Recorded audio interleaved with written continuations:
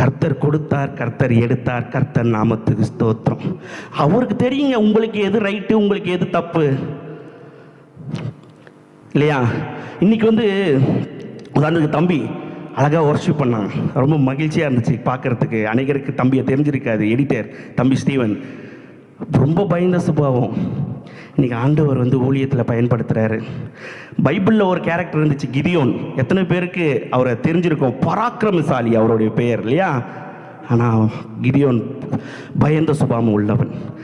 ஆண்டவர் ஒருத்தரை பயன்படுத்தணும்னு முடிவு பண்ணிட்டா மற்றவங்க பார்க்கும்போது அவன் பராக்கிரமசாலியாக இருப்பான். வல்லமையான வார்த்தையை அவர் படிக்க ஆரம்பிச்சிட்டிங்கன்னு வச்சுக்கோங்க, உங்களுக்கு நீங்கள் போய் எங்கெங்கேயோ போய் தீர்க்க தரிசனம்லாம் தெரிஞ்சுக்க வேண்டாங்க. தீர்க்க தரிசன வார்த்தை அங்கே கொடுக்குறாங்க, இங்கே கொடுக்குறாங்கன்னு தீர்க்க தரிசன வார்த்தை பின்னாடி போகாமல் உங்ககிட்டயே ஆண்டவருடைய வார்த்தை இருக்குது.